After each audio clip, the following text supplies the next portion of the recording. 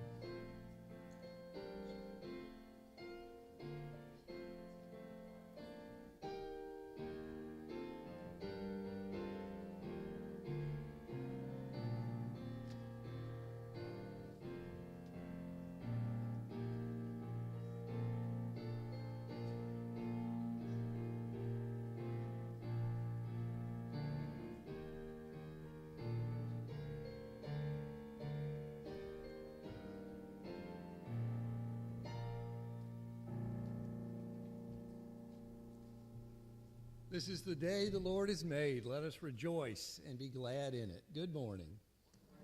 My name is John Kirkendall. I'm one of the elders here at Scots Kirk on behalf of the congregation and the session and Pastor Jim Mitchell.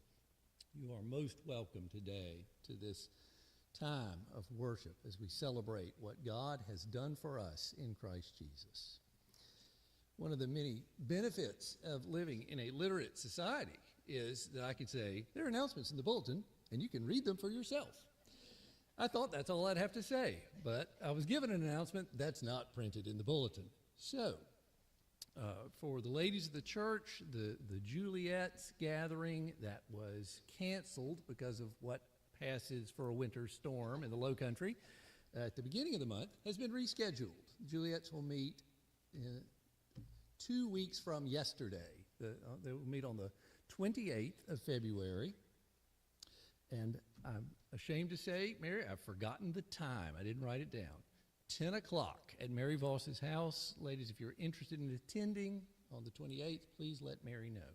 You don't have to bring anything special, just yourselves, as I understand it. Right? Right, okay. I would also remind you that we canceled the worship service at the beginning of the month when we would ordinarily celebrate the Lord's Supper. So today, we will do that as well. Please now take some time to prepare your hearts and minds for worship as we approach the table of the Lord this day.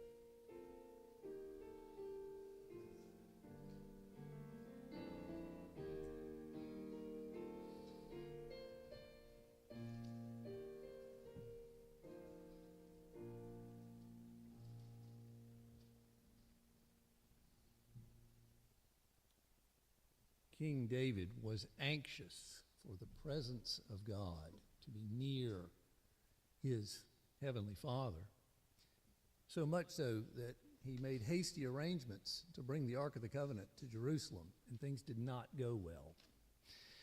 He took his time, he learned something more of the fear of the Lord, and eventually brought the Ark to Jerusalem.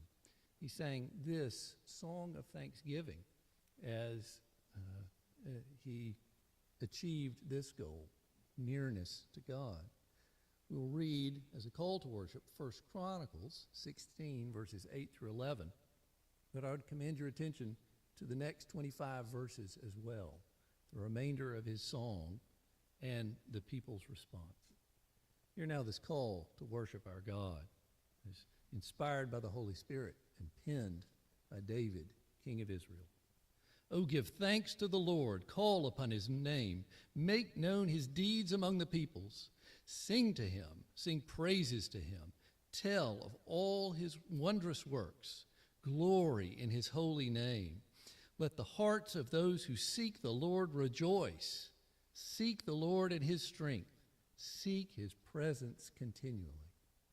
Brothers and sisters, let's celebrate God's presence with us now. Let's stand and sing from the Trinity hymnal, number 660, O God beyond all praising.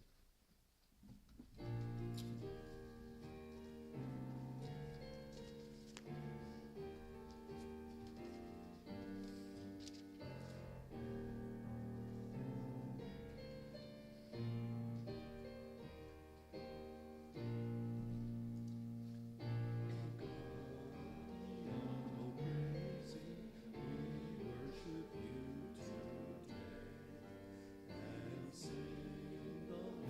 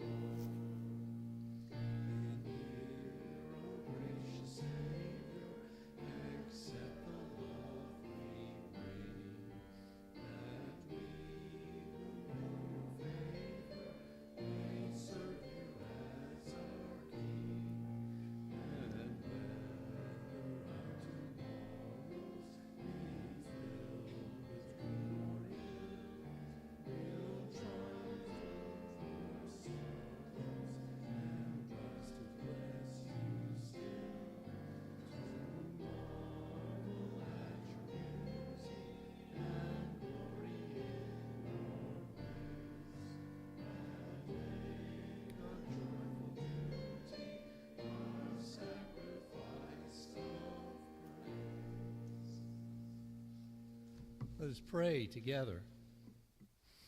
Oh, great and mighty Lord, we thank you for drawing us together by the power of your Holy Spirit through the redeeming love of your Son, our Savior, Jesus Christ, drawing us to this place. And we ask that you would accept our sacrifice of praise this day, that we might glorify and enjoy you. Heavenly Father, we thank you for the privilege of calling you Father, of being your children, adopted through Christ Jesus, grafted into the family of Abraham. We thank you that we are assembled here not alone, but as part of a great cloud of witnesses who glorify you through all ages. We praise you and bless you for your goodness to your people, for what you have done, are doing, and will do in your unchanging love. Lord, we raise to you now the prayer that Christ taught his disciples to pray, saying, Our Father, who art in heaven, hallowed be thy name. Thy kingdom come, thy will be done, on earth as it is in heaven. Give us this day our daily bread, and forgive us our debts, as we forgive our debtors. And lead us not into temptation, but deliver us from evil. For thine is the kingdom, and the power, and the glory forever. Amen. You may be seated.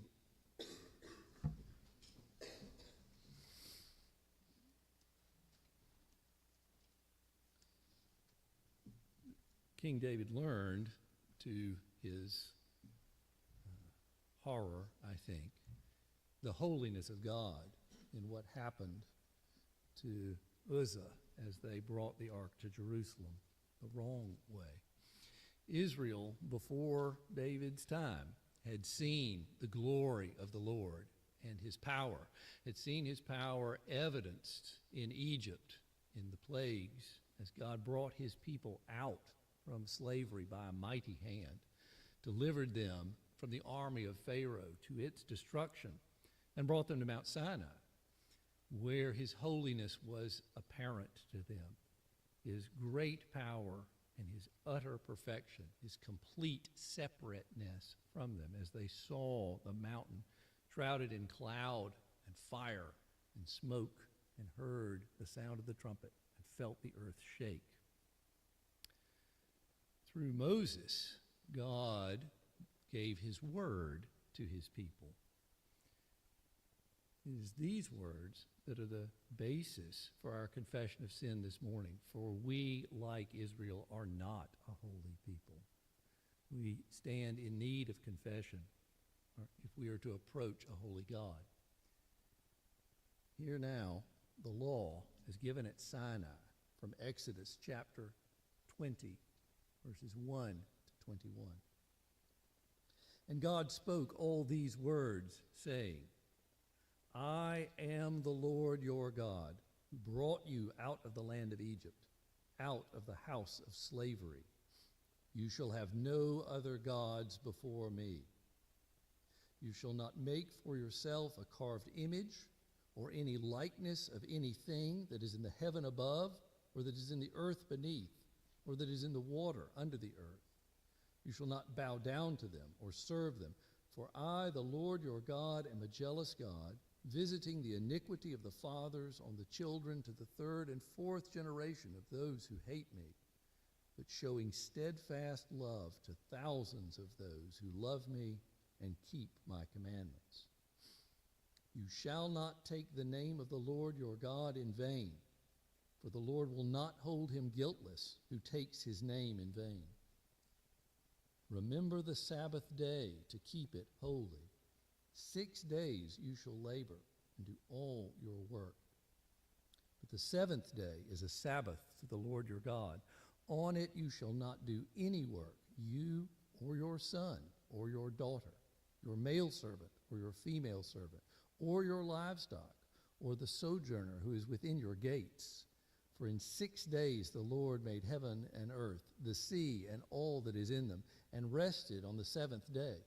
Therefore the Lord blessed the Sabbath day and made it holy.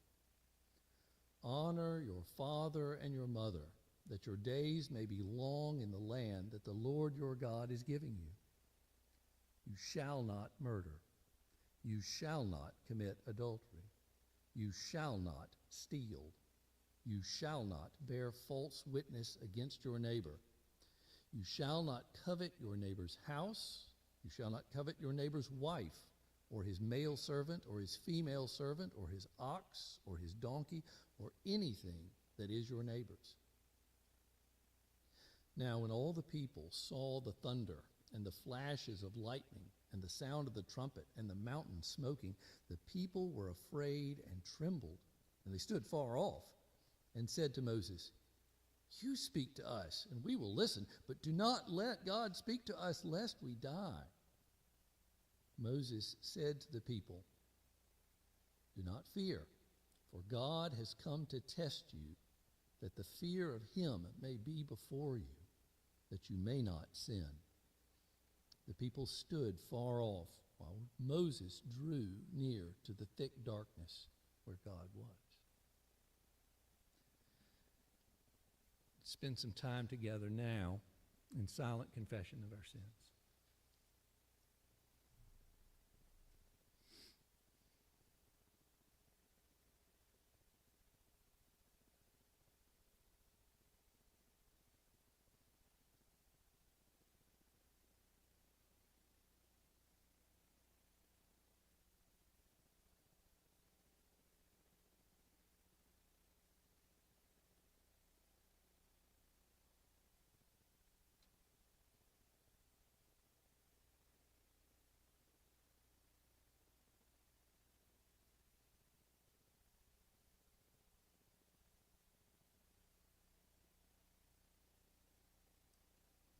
Amen. People of Israel were afraid to hear the voice of the Lord. We do not need to be afraid. Hear the assurance of pardon from the prophet Isaiah. Hear what the Lord says to us. "Come now, let us reason together, says the Lord. Though your sins are like scarlet, they shall be as white as snow. Though they are red like crimson, they shall become like wool." And in Jesus Christ, this is so for us. Thanks be to God. Please stand now for the confession of faith. You'll find it printed in your bulletin. We'll use the Apostles' Creed. Christians, in whom do you believe? I believe in God the Father Almighty, maker of heaven and earth. I believe in Jesus Christ, his only Son, our Lord, who was conceived by the Holy Spirit and born of the Virgin Mary. He suffered under Pontius Pilate, was crucified, died, and was buried. He descended into hell. The third day he rose again from the dead. He ascended into heaven and is seated at the right hand of God the Father Almighty. And from there he will come to judge the living and the dead. I believe in the Holy Spirit, the Holy Catholic Church, the communion of saints, the forgiveness of sins, the resurrection of the body, and the life everlasting. Amen. You may be seated, and the children are invited to come forward for the children's sermon with Deacon David Johnston.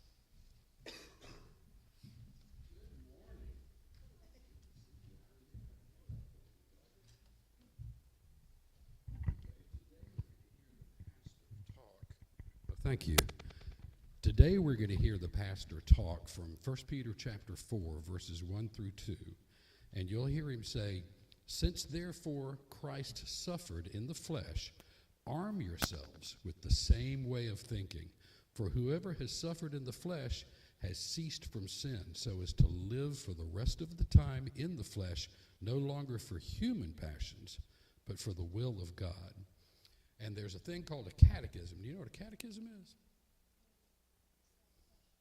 Perfect. You are so smart. That's right. It's questions and answers that talk about the basic tenets of our faith, the core values of Christianity, and they're put in question and answer form. So I'm going to read the question. The catechism that's most often associated with this particular verse is the first question in the Westminster Catechism, Shorter Catechism. So I'll read the question and you read the answer. See, it's right there highlighted in bold, okay? You ready? So it's, what is the chief aim of man?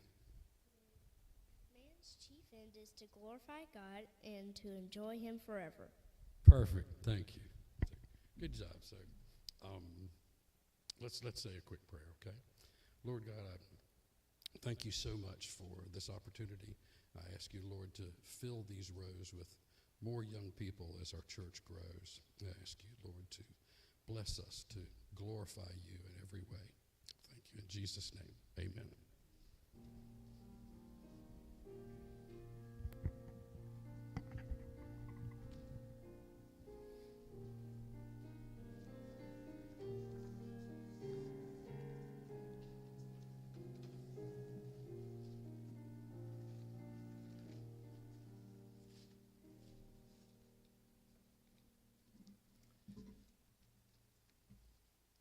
Scripture reading this morning comes from Paul's letter to the church at Thessalonica from 1 Thessalonians. We'll read chapter 4. Thessalonica was one of the major cities of Macedonia, a place Paul visited on his second missionary journey, called in a dream to come and help the people there. He brought the gospel to the community of Thessalonica and then traveled further south in Greece. This letter, 1 Thessalonians, may be the oldest of Paul's letters, probably written around AD 49 or 50 from Corinth, where he was staying, working, and teaching. He writes a church he knows well. He prays for them. He delights in their growth in the Lord, and he also instructs them. Here now, from Paul's letter to the Thessalonians, chapter 4. Finally, then, brothers, we ask and urge you in the Lord Jesus that as you received from us how you ought to walk and to please God, just as you are doing, that you do so more and more. For you know what instructions we gave you through the Lord Jesus. For this is the will of God, your sanctification, that you abstain from sexual immorality, that each one of you know how to control his own body in holiness and honor, not in the passion of lust like the Gentiles who do not know God, that no one transgress and wrong his brother in this matter, because the Lord is an avenger in all these things, as we told you beforehand and solemnly warned you. For God has not called us for impurity, but in holiness. Therefore, whoever disregards this disregards not man, but God, who gives his Holy Spirit to you. Now concerning brotherly love, you have no need for anyone to write to you, for you yourselves have been taught by God to love one another. For that indeed is what you are doing to all the brothers throughout Macedonia. But we urge you, brothers, to do this more and more, and to aspire to live quietly, and to mind your own affairs, and to work with your hands as we instructed you, so that you may walk properly before outsiders and be dependent on no one.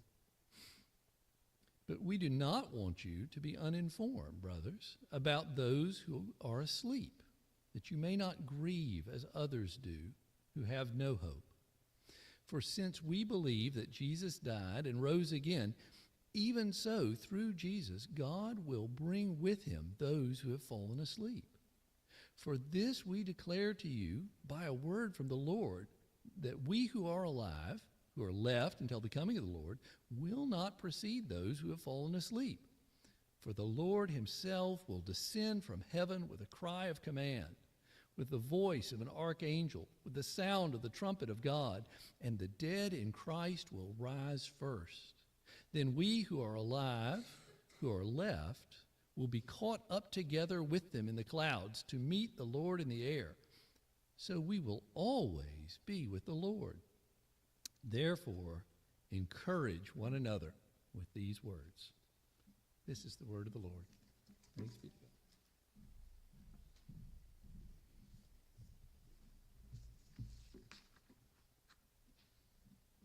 Let us pray together.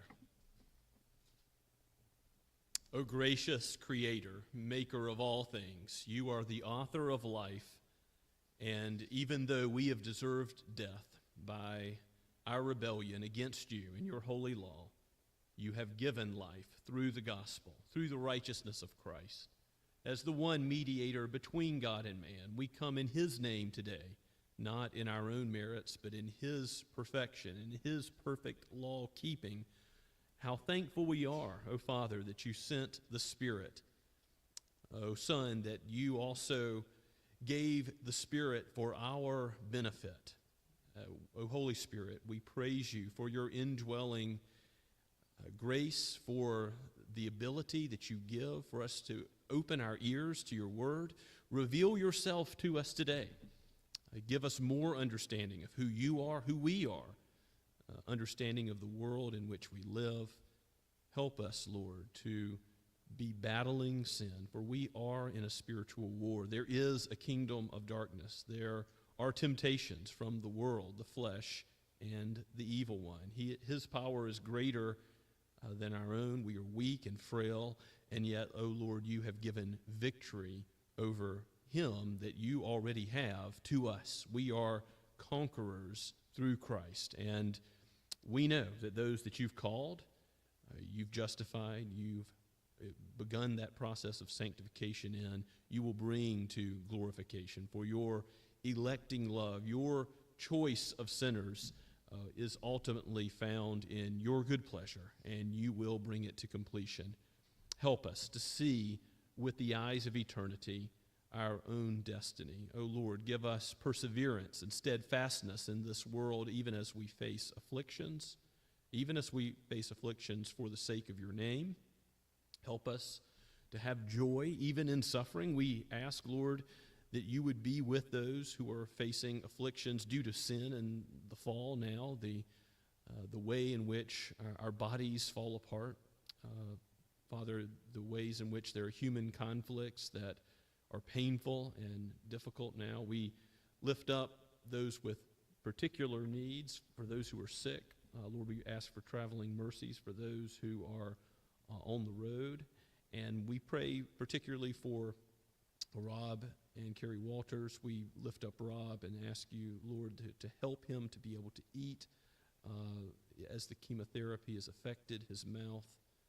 Lord, we pray with thanksgiving for how you have aided Chip and given him relief and mobility. We praise your name for that, Father, and ask that you would continue to guide and direct his steps and heal his body. Father, we pray for those who are ministering amongst the women in the Juliet's group for the upcoming meeting. Lord, we pray your name would be blessed in that. And Father, we pray not only for our church, but for those who gather together all over the world, for brothers and sisters who praise your name today. And we thank you for how you are multiplying the church in every nation, tongue, and tribe. We do pray for opportunities to go with short-term missions from this congregation, that you would raise up missionaries from our own midst. We continue to ask this for your name's sake, for your kingdom. And Lord, we pray for our interns that have served with us here in the past, for Dallas Kristoff and Don Walker. We particularly lift up Don in his ongoing seizures as he is studying at RTS Charlotte. We pray that you would bless him with physical healing and give him the grace to persevere in those studies. Lord, we know that this is difficult, and call upon your great name as our help. We cast our cares before you, for you care for us. Give us a humility as we walk with you as a church. Give us a humility in terms of our own gifts, so that we might lift up one another and count one another as better than ourselves. Bless those that you've called to the eldership and to the diaconate, and use the spiritual gifts of the whole body. Knit us together more and more in Christian love, and let that love overflow in Christian hospitality and deeds of love and mercy to this community where you've placed us. Lord, give us wisdom, guidance, direction as a church in reaching those that you've placed in our path, for those at workplaces and for those who are in our neighborhoods. Lord, help us to love our neighbor, even as you have loved us when we were unlovely. You loved us when we were still sinners. We do lift up authorities in this world. We pray for our president, the Supreme Court, the House, the Senate, for our governor, for local leaders, for all of these are under your lordship, O Lord Jesus. You are the Lord of lords and King of kings. And your kingdom, unlike earthly kingdoms, is forever. And how we long to see that eternal perspective that you give us in your word become reality and sin eradicated, the coming fullness of your presence in that day which is after your return. Until then, we pray that you would restrain the hands of evil men who would seek to do harm to others made in your image, for those in the womb, for those who would love war and begin wars and escalate wars. Lord, we ask for your protection of human life. We ask for your wisdom to be given to those who are in positions of power. Oh, Father, we know this is your world, and it belongs to no human man or no human being, regardless of how powerful they may believe themselves to be. And Father, we pray that you would protect your church, give even in this land a continuance of our freedom together in worship. And yet, if suffering does come, give us the steadfastness and the grace to love you and to worship you, even if more significant consequences would be ours. Aid us to see that you are the God of heaven, and you, O Lord Jesus, are the author and finisher of our faith. Keep us, give us perseverance in your love, as you are our portion now and forever. We pray this in your holy name. Amen. As we continue to worship the Lord, let us stand and sing "There is a Fountain Filled with Blood" from the Trinity Hymnal, number 253.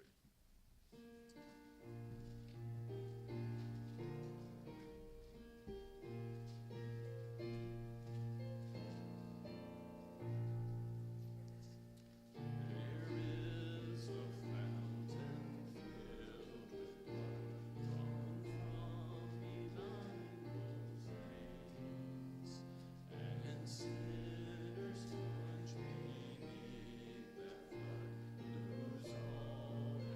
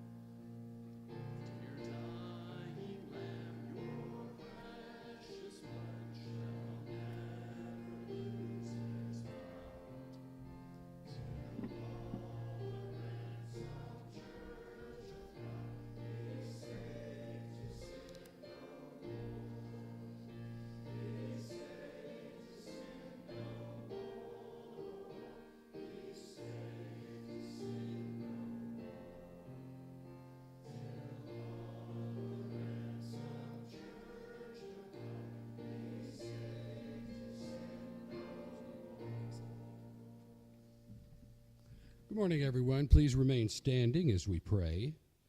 We're going to pray for the offering this morning in a line with Psalm 96. Let us pray.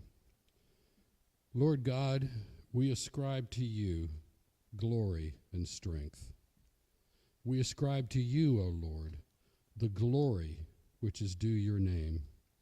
We bring this offering and enter your courts to worship you in the splendor of your holiness, according to all you have done for us. Lord Jesus, please accept this offering and secure it to your will and your purpose. We thank you. We pray in Jesus' name. Amen.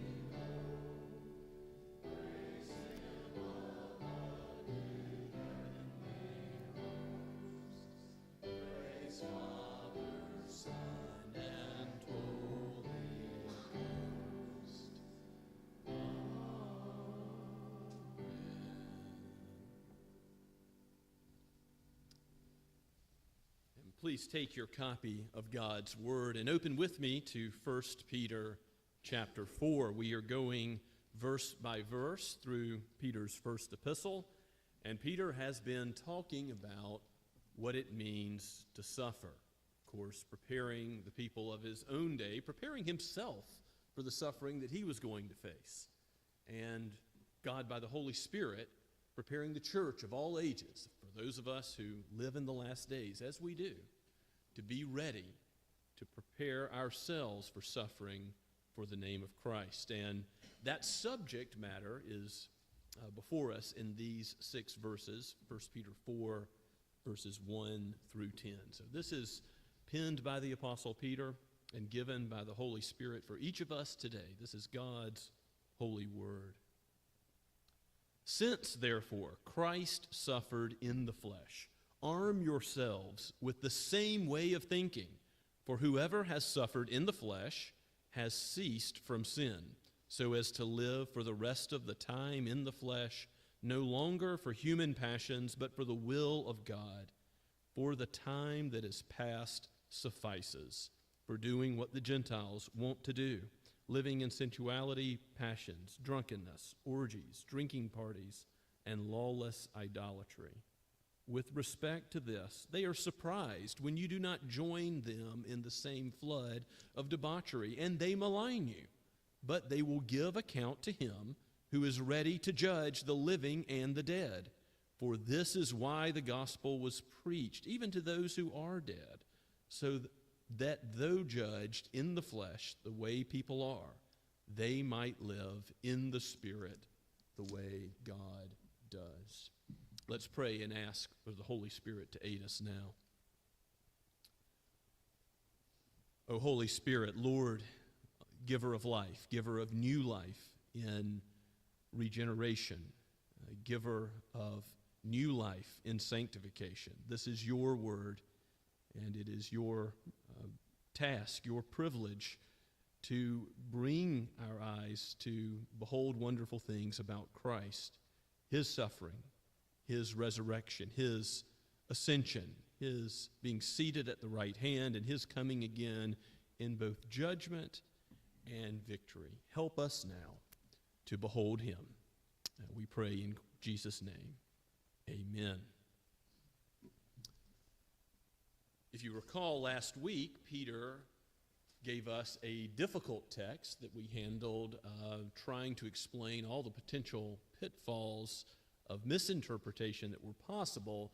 We're going to come back to a difficult part about this text in the very last verse, that the gospel was preached even to those who are dead. What does that mean? But let us work our way through it, and we'll get there. But it is clear back in 1 Peter 3:18 that Christ's suffering is in view. Christ suffered also once for sins, the righteous for the unrighteous, to bring us to God, so that we would be like him, put to death in the flesh, but made alive in the spirit. So that's 1 Peter 3:18.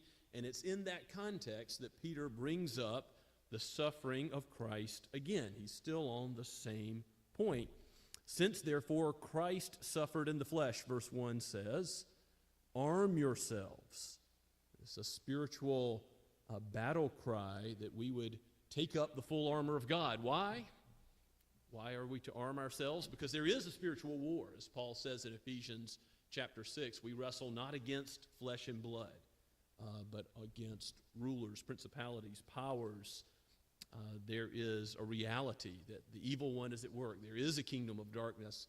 There are temptations of the world, the flesh, and the devil, which are coming upon Christians in all ages, and those have to do with suffering, because we can be tempted to want to give up, to want to no longer follow the Lord Jesus because of how uncomfortable this suffering might make us. So Peter is saying, arm yourself, be ready to fight this fight, considering the suffering of Christ. Since, therefore, Christ suffered in the body, in the flesh in that sense, arm yourselves with the same way of thinking. That is, think like Jesus thought about suffering. And he's already brought up, hasn't he, how Jesus thought about suffering several times. In 1 Peter chapter 2, verse 23, he says that Jesus, didn't revile when he was reviled. He didn't get revenge when he was suffering on the cross, but instead he entrusted himself to him who judges justly, which is God the Father. He knew that ultimately God leaves nothing uncorrected in his kingdom, that at the last day there would be justice for every sin. There would be judgment upon all those that would afflict the church of Christ, those who belong to him. And of course, Christ himself will be vindicated on that day. So it's that way of thinking that Peter is calling us to today. For whoever has suffered in the flesh, he says at the end of verse 1, whoever has suffered in the flesh has ceased from sin.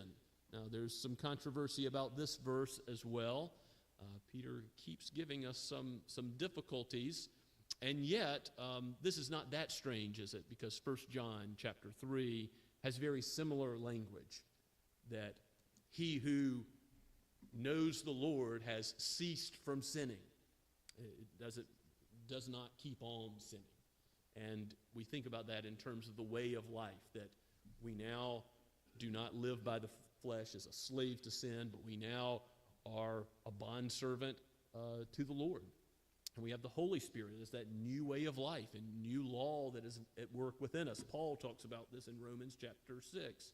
And that new principle of life in the Spirit is ours. And I do think Peter's making a more specific point about how Jesus thought about sin when he says that whoever has suffered in the flesh has ceased from sin, because when we, by the Holy Spirit's power, are choosing to worship and glorify God, which is something we can only do by the grace and work of the Holy Spirit within us, we don't do that perfectly. We are not sinlessly perfect Christians, and there are some that teach such, but that really comports with no one's experience. If we're honest at all, we know we sin in thought, word, and deed. We know that when we read the Ten Commandments and consider the holy law of God, have we followed it with all of our heart, soul, mind, and strength? Have we considered it in what we think and say and do, what we have left undone. No, we have broken the law of God.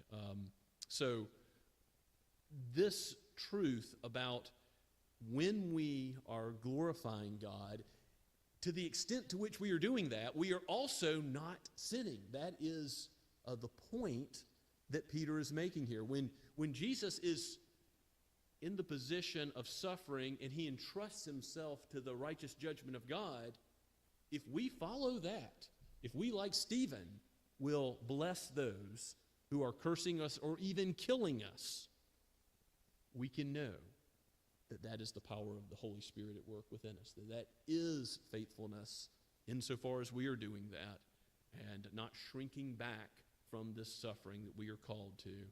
We are showing ourselves to be those that belong to the Lord Christ. We hear his voice and we follow what he has called us to do, to face suffering even for his name's sake and to rejoice in that. James says in James chapter 1 verse 2 that we are to joy even in the suffering. And I think that's why, because it's being like Christ. We can see that we are like our Savior and our King when we suffer. God can and does use suffering to bless his church.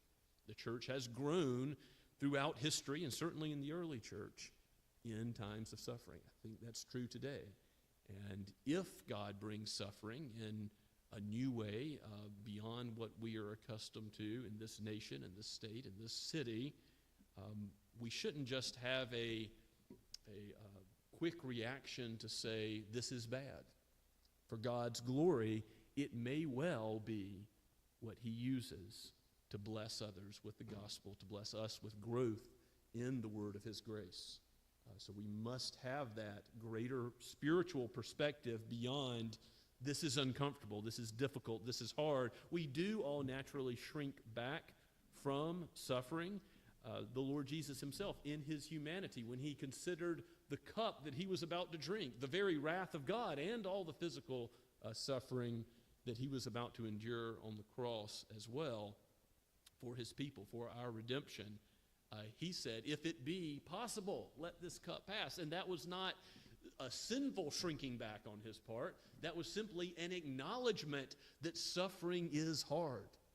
So we, like Christ, can come to our Father and cast our burdens before him when we face any kind of suffering, just due to this world being a fallen world, but specifically when we face suffering for the sake of Christ, because we are living the Christian life as he has called us to live it. There is always a way of escape from thinking like the world, for thinking that this world is all that matters. 1 Corinthians 10:13 reminds us the Holy Spirit is always able to help us to be like Christ and to say no to temptation and to not give in to appearances that the world would judge us and come out victorious. No, we are more than conquerors in Christ, and the Holy Spirit can aid us through his word to see the truth of the matter.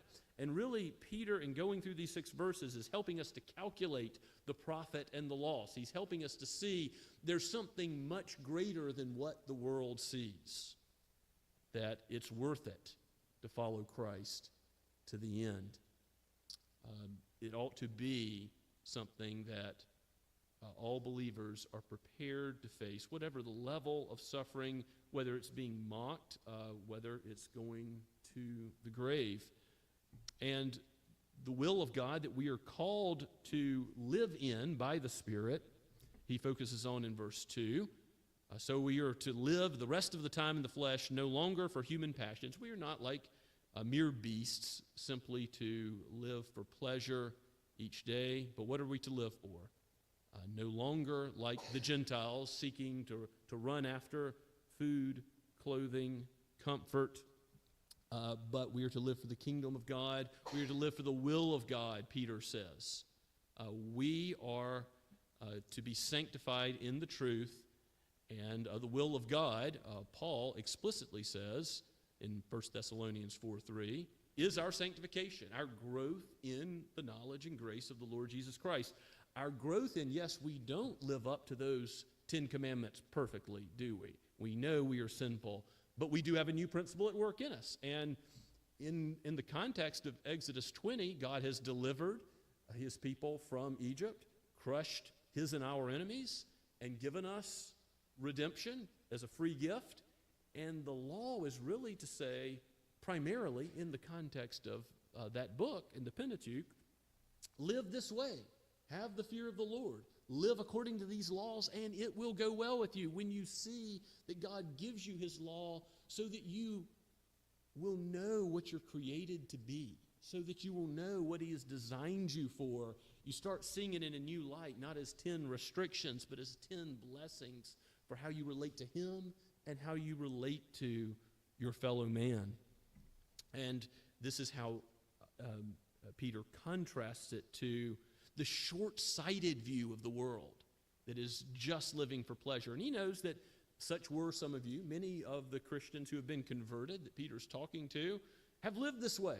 And we all know that there is a temptation, even if you've known the Lord since childhood, to look over at what the Gentiles are doing and all their wild living, to say, does that have some appeal? Is that the best there is in life? Is that the good life? And Peter is trying to guard us against that way of thinking, that worldly way of thinking. He says in verse 3, for the time that is past suffices. That's enough. You've got no business thinking like that as a Christian. Your life is not your own. It belongs to the Lord Jesus Christ. And to do his will and to be about the work of his kingdom. R.C. Sproul has an illustration of this where he says a woman came up to him, I believe it's after he preached somewhere, and said that she was seeking the will of God for her life, that she had put up with living with this very difficult husband for 30 years, and she was praying about whether or not it was finally time to leave him. And R.C. Sproul told her, stop praying. And she said, what? And the reality was R.C. Sproul knew what God's will for her life was. She didn't need to pray about it. What was God's will? It's revealed in his word that she ought to return to her husband, that she'd moved out of the house and was considering leaving. And she was offended at first that R.C. Sproul said that. And she said, well, you might have done left him far sooner if you were in my shoes. And R.C. Sproul admitted, well, that's not what you asked me. You asked me what was the will of God. And that's what he rightly had communicated to her. And in the course of time, she showed herself to be led by the Spirit, and she did return to her husband. Praise the Lord. The will of God revealed in his word is what guides Christians in living. It is useful to correct us, to train us in righteousness, 2 Timothy 3:15 and 16. And that is the prescriptive will of God, as theologians call it, not the decorative will of God, not his decrees for the future. What is revealed in God's word is for us, but the secret things belong to the Lord. Deuteronomy 29:29 tells us. The secret, what will happen in our future, only the Lord knows, except for what he's revealed about the coming of Christ in the end of the days. We don't know what our future holds in terms of suffering and how bad it will get, those sorts of questions. But we do know what God's will is in his word. He has given us what holy living looks like, and it is sufficient for every moral question that we face in life as individuals, as a church. That is very valuable. So when we see, don't live for human passions, but live for the will of God, know that God has provided the answers. He has provided the information that we need so that we can live according to his will by what he has graciously revealed in his word. The time has passed for going back to the old ways. And, sensuality, passions, drunkenness, orgies, drinking parties, lawless idolatry. You could add to this list elsewhere. Paul does in Galatians chapter 5. So Paul gives the fruits of the flesh before he gives the fruits of the Spirit there. And look, the fruits of the flesh are obvious, he says, and, lists things like this. And this is true for Christians of all ages. And yet it's particularly true, I think, parents, if you're trying to raise teenagers, college students, those who are first going out in the world and facing pressure from the world to be like the world. And live life like the world, living for today, not thinking about tomorrow. How do you get them to see the bigger picture? Be in the Word. Be a part of the people of God. Aid them with eternal perspective. You don't get that from other people who are living from these things.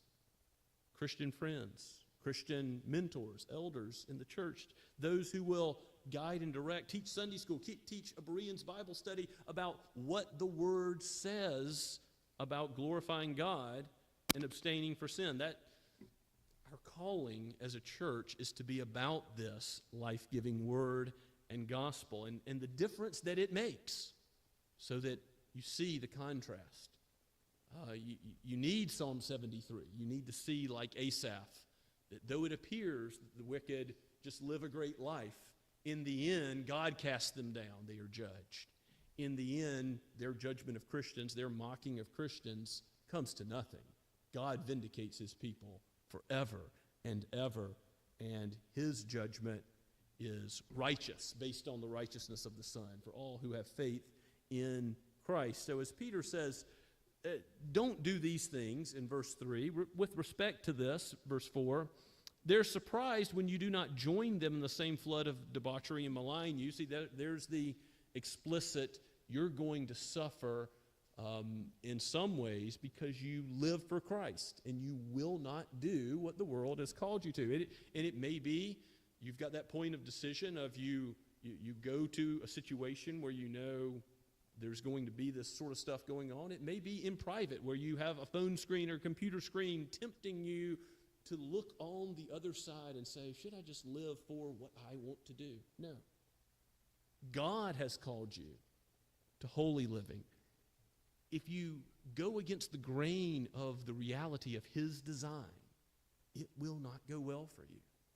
To live for God's holiness is what he has made you for. He's made you for his own presence. He has not made you for fleeting pleasures that ultimately will not satisfy. So this judgment of the world upon Christians, you need to see as temporary. And that's where Peter goes with this in the final two verses 5 and 6. He says, but they will give account to him who is ready to judge the living and dead. That's Christ himself. We confessed that this morning in the Apostles' Creed, did we not? And you see Peter's looking towards the final judgment, the judgment of the living and the dead at Christ's second coming. And then that helps us to make sense out of verse 6, where, again, the Roman Catholic Church, they saw purgatory in the last verses of chapter 3, verses 18 through 22. And when Christ preached the spirits in prison, specifically in verse 19, they want to tie that to verse 6. Well, Christ is preaching to spirits in prison, the gospel to human souls in the place of hell. But this is why the gospel was preached even to those who were dead. But Peter's not saying that about souls in any purgatory. Again, the broader context of all of Scripture just strongly indicates that's not what's going on. And particularly in this context, we could see that the gospel being preached to those who are dead is talking about, yes, in the previous context, in the days of Noah, Jesus preached when Noah preached, judgment for those who will not obey the gospel, victory for those who will, but also for all those, Abraham, Isaac, and Jacob, for those who trusted in Christ before his coming, for those who were dead, even as we read from 1 Thessalonians chapter 4 this morning, we have a hope that the world doesn't have. We don't have to mourn when those who are asleep, those who die in the Lord, depart. Their soul departs this world. Their bodies lay at rest.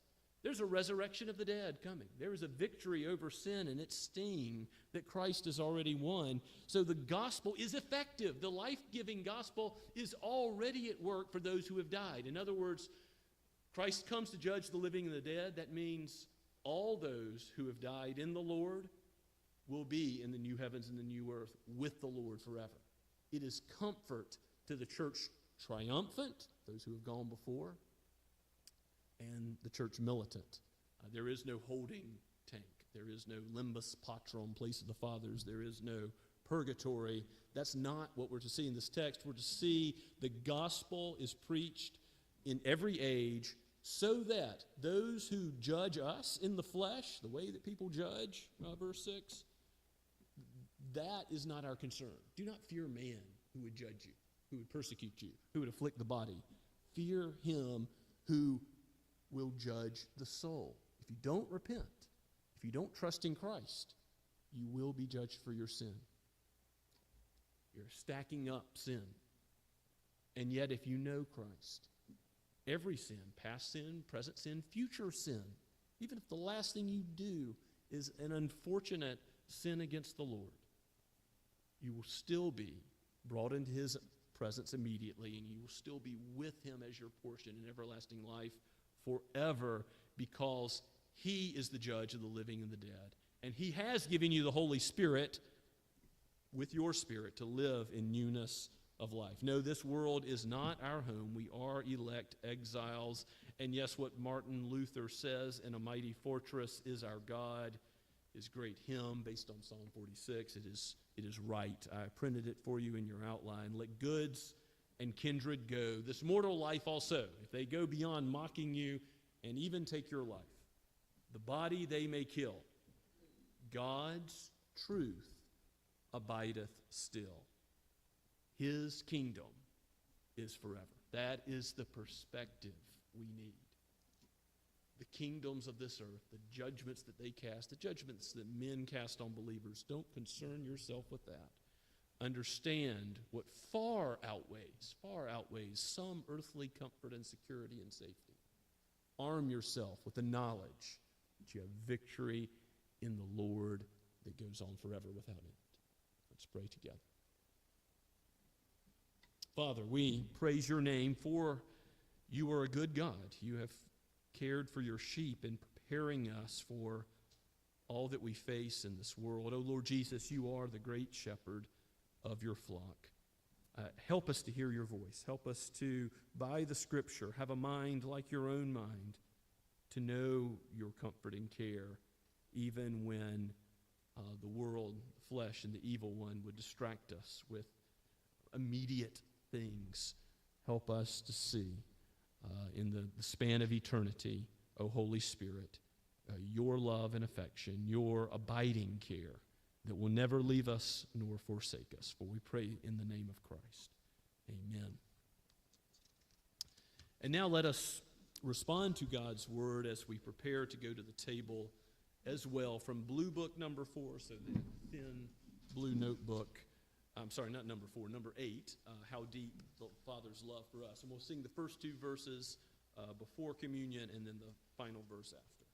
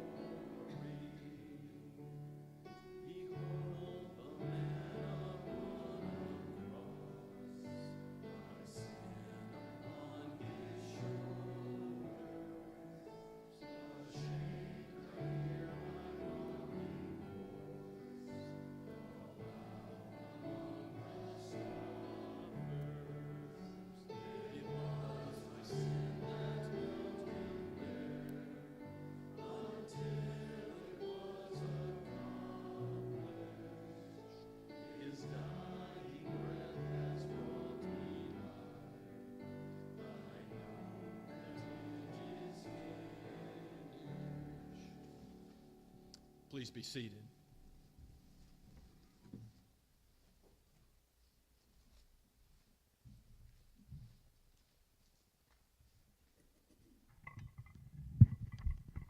As we come to the Lord's table this morning, I remind you, as I often do, this is the table of the Lord Jesus Christ. It is not the table of Scots Kirk Presbyterian or the Associate Reformed Presbyterian Church. It is the Lord's table.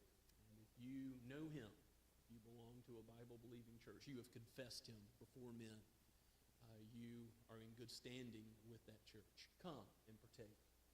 If you are weak, if you are someone who confessed sin this morning and you know your need of a Savior, do you think that prohibits you from coming? This is a table for sinners. Come. The needy ought to come. The weak ought to come and be strengthened still, for we all need greater strength. Just as the Word gives us strength to live the Christian life, so also the sacrament is God's ordained means by what it presents to our senses, that we are his, that we belong to the one who has given himself for us, his body and his blood. I read to you the words of institution found in 1 Corinthians chapter 11, beginning at verse 17. But in the following instructions, verse 23. For I received from the Lord what I also delivered to you, that the Lord Jesus, on the night when he was betrayed, took bread, and when he had given thanks, he broke it and said, "This is my body, which is for you. Do this in remembrance of me." And in the same way also, he took the cup after supper, saying, "This cup is the new covenant in my blood. Do this as often as you drink it in remembrance of me. For as often as you eat this bread and drink the cup, you proclaim the Lord's death until he comes." Let's pray together.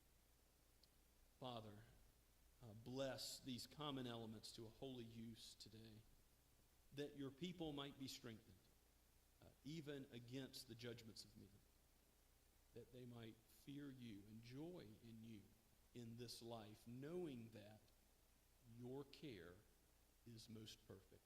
Your guarding of the church is now and forever. Your defeat of the evil one is total. Your victory and the overcoming of all sin is perfect in the Lord Jesus and his atoning sacrifice and victorious resurrection from the dead. Hallelujah. The sting of sin is over and done, and we are yours. We praise you and we thank you in the name of Christ. Amen.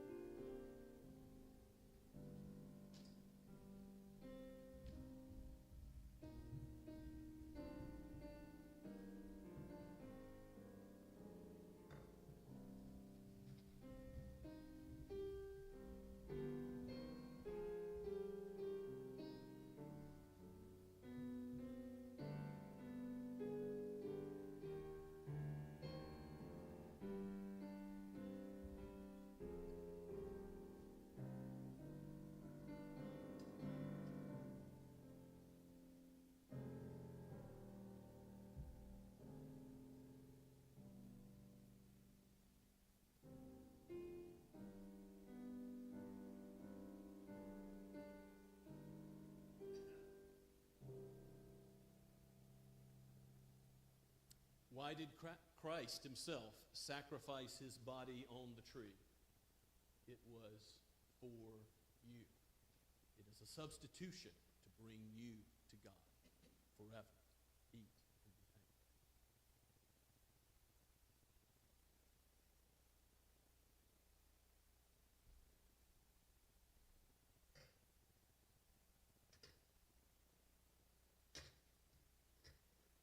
And in the same way, after supper, he took the cup.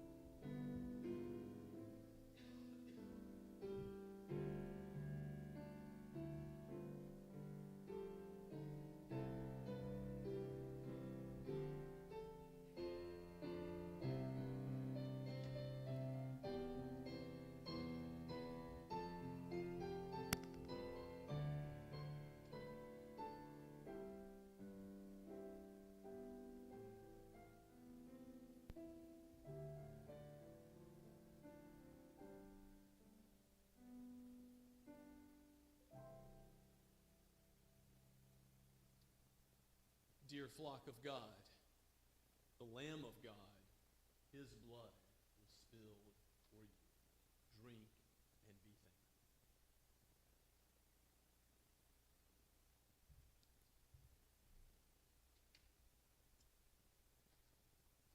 Let us pray together. O precious Lord Jesus, you alone are good.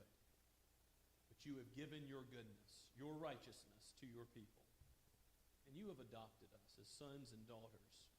We will know what it means to be in your presence.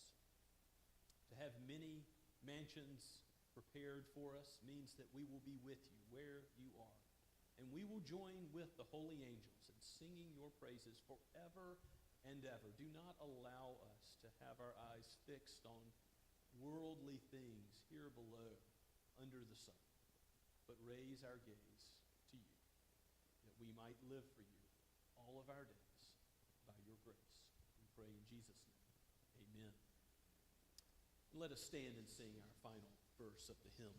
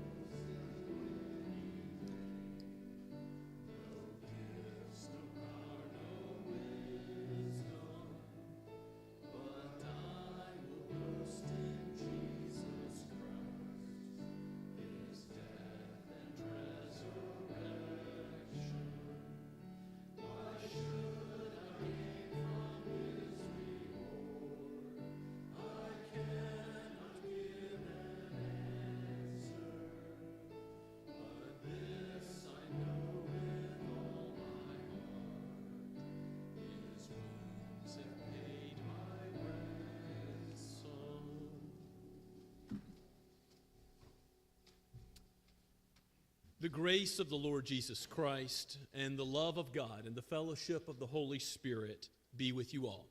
Amen and amen.